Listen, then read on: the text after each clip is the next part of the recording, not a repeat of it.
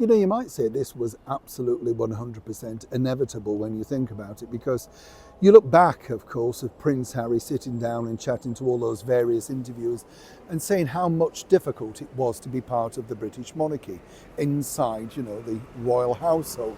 Not just inside, but of course, living the life that he had to live.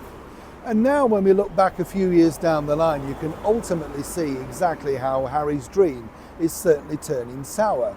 No one else to blame but himself, but of course they always look for somebody else.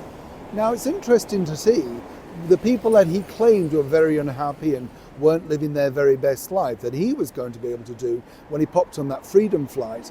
Well, they seem to be thriving even more than ever. And this is something, according to a well-placed source, that Prince Harry now totally fears. As ever, let me explain. Morning, chums. Nice to see you. Thank you so much for your time today. Hope you're keeping well, whatever you're doing. You are keeping well, aren't you? Just nod. Yes. Well, we're here. Think of the positives. Have you had a cup of tea? You had a cup of coffee? Are you relaxed? Are you on to your third biscuit? It's always good to know these things, isn't it? I was talking to someone the other day and they said, this just made me laugh. They said, my day's always complete if I go to the supermarket and they still have my favourite biscuits in. And I thought, it's simple pleasures in life, isn't it? What's your simple pleasure that you know is going to be a good or a bad day? I don't know about you. I sort of think when you go into the fish and chip shop and you don't have to wait for your fish to be cooked, I don't mind as long as you can get it straight away. I get really bored standing there, don't you? Yeah, you know what I mean. But is there something more simple than that you enjoy? Do let me know in the comments below. It can be anything. It can be the fact that, the hot water's working when you turn it on. That's always a bonus, isn't it? Let's get back to your royal story of the day.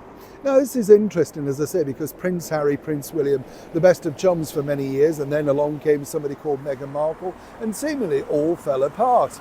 Now, where it gets really difficult for Prince Harry, he openly said this himself, if you remember, that he saw his biggest competition, not of William, but he was very detailed about that in his book Spare, but actually of Prince George. He said that once Prince George became of age and started to look like the debonair, handsome young man that he now is, then it was definitely curtains for him, because he felt that people would be looking at a new version of it were.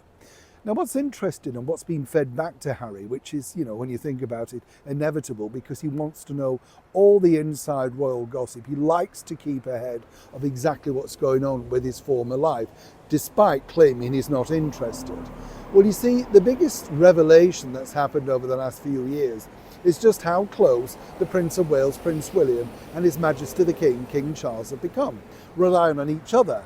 And many said that bond was rather tricky at the beginning. But of course, they've both got older, they both understand what the role entails, and William knows what his role will entail in the future.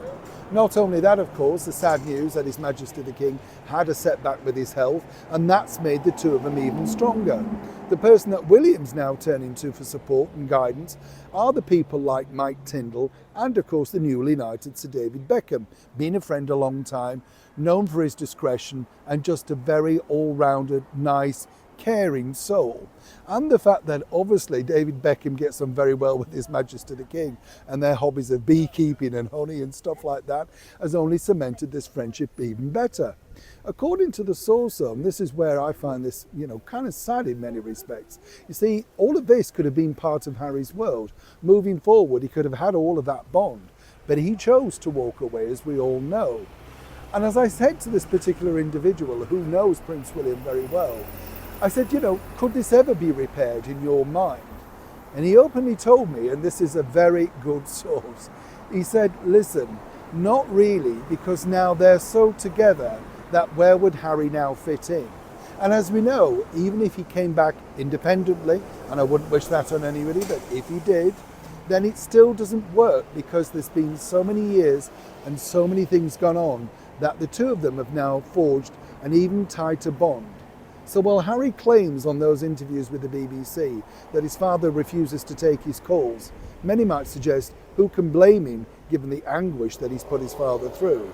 But then again, isn't it reassuring to know that in the King's later years, as he famously said, he at least has one son that's definitely 100% on his side, alongside, of course, the beautiful Catherine, Princess of Wales. Neil Sean in the very heart of London.